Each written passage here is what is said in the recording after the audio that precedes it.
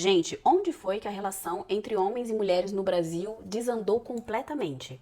Não sei se vocês viram, mas tá rolando aí uma história, uma discussão sobre um projeto de lei, né? Uma PL, para aumentar a licença paternidade de pais que acabaram de ter filhos, que hoje em dia é de apenas 5 dias e a proposta é que chegue a 30 dias. E aí eu, como uma pessoa que já mora no exterior há 14 anos, e tenho um esposo estrangeiro, tive uma filha no exterior que não foi nada fácil, né, sem ajuda da família, sem rede de apoio, especialmente porque era Covid, e tenho um marido que é pai absolutamente participativo de todas as funções e tarefas em casa, penso logo, nossa, que boa ideia, né? O pai estar mais tempo em casa, estar mais presente, 5 dias é muito pouco tempo, até para você criar ali aquele primeiro vínculo com um bebezinho recém-nascido, você fica sem dormir, enfim, aquele monte de coisa. E para a minha absoluta surpresa, eu fui ver um comentário, um post sobre isso, defendendo, né, a ideia de ter mais tempo do pai pra ficar em casa. E aí, gente, os comentários, a maioria dos comentários do post de mulheres praticamente se opondo a essa ideia, dizendo que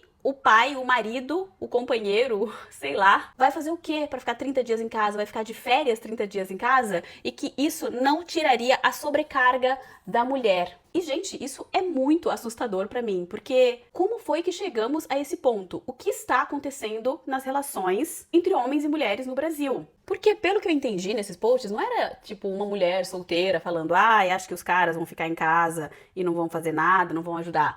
Eram mulheres que tiveram filhos com esses caras, compartilhando a experiência, falando, o meu ficou em casa, não ajudou em nada, então era melhor ficar sozinho do que ver uma pessoa largada no sofá, nem os 5 dias que teve de licença não me ajudou. Gente, e pra mim isso é absolutamente surreal, porque eu tive filho no exterior, eu tenho amigas que tiveram filhos no exterior ou que estão grávidas, e nenhuma delas veio trazer pra mim esse tipo de problema. Ao contrário, justamente o problema de, o pai ficou pouco tempo demais em casa, precisava de mais ajuda e tudo mais. Eu não sei se é uma bolha absoluta que eu vivo, mas pra mim parece muito surreal a ideia de você escolher ter um filho com um cara que você não acredita que tenha capacidade ou que tenha um interesse em cuidar do próprio filho recém-nascido e da esposa, companheira, namorada, o que seja, recém-parida. E daí eu fico pensando, gente, como que nós chegamos nesse ponto? Entende? Porque uma relação, ela é feita de duas pessoas. E aí, como que você decide engravidar de uma pessoa que você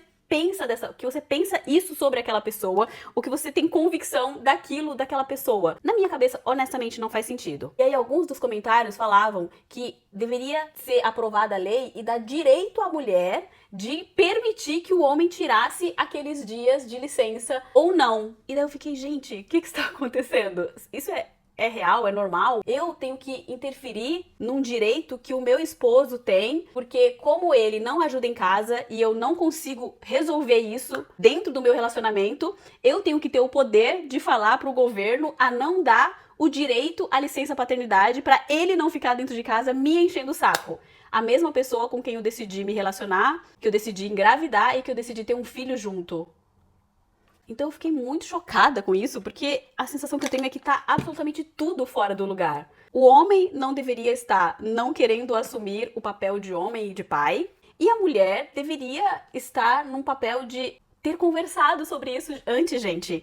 No meu relacionamento, tudo isso foi absolutamente conversado. O meu esposo, antes de ser pai, ele falava, mas aí quando nascer, eu vou ter medo de trocar, é muito pequenininho. Daí eu falei, não, Nanina, não, querido. Vai ser pequenininho, vai ser difícil pra mim também. É a minha primeira experiência com um bebê recém-nascido.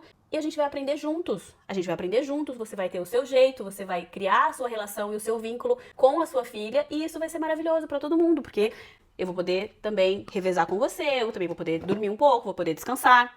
E obviamente que eu fui firme em relação a isso, mas eu também tinha uma firmeza, tinha uma certeza da pessoa com quem eu estava escolhendo ter um filho, gente. A gente tinha conversado sobre isso antes, a gente estava muito tempo juntos, a gente tinha conversado sobre como a gente quer criar essa criança, como a gente vai dividir as tarefas, como vai ser a nossa vida financeira depois que a criança nascer, como que a gente vai ter uma conta conjunta, a gente vai dividir as coisas, quem que vai ter responsabilidade sobre o quê. Gente, Ana, mas pode ser que você converse sobre isso e aí depois, quando nasce, é tudo diferente. É verdade, pode acontecer. Mas se você não tiver conversado, quais são as chances disso estar minimamente alinhado? Qual a chance minimamente de dar certo? Porque você tem um plano na sua cabeça, você tem uma ideia do que o cara deveria fazer, o cara tá lá na dele. vivendo a vida dele achando, ah não, ela dá conta, ela faz. Por quê? Porque ela é guerreira. Mas isso é um papo para um outro vídeo. A gente tem que ter muito cuidado com como a gente se coloca no mundo, como a gente se identifica. Se a gente tá falando que as mulheres deveriam ter o poder de falar pro governo se o cara pode ou não tirar a licença maternidade, será que não é um excesso de controle, uma coisa que não é onde você deveria estar discutindo e controlando? Que deveria ter essa conversa dentro de casa? Que o acordo que você deveria fazer é com o pai da criança, é com o companheiro, com o esposo? Então assim, gente, eu fiquei muito chocada com essa notícia, com esses comentários que eu li, porque a gente escuta da falta de responsabilidade paterna dos homens no Brasil e tudo mais, mas às vezes a gente acha que, sei lá, é pra uma parcela. E aí quando você vai num post de uma pessoa grande, pública, e aí você vai rolando os comentários, e são aqueles os comentários que estão mais curtidos, que estão... Eu não sei se as pessoas estão falando isso só pra causar, mas assim, gente, é essa mesma realidade? Conta aqui pra mim, porque faz muito tempo que eu tô fora do Brasil. Eu tenho uma relação mais próxima com as pessoas que estão morando no exterior, que vivem essa outra dinâmica.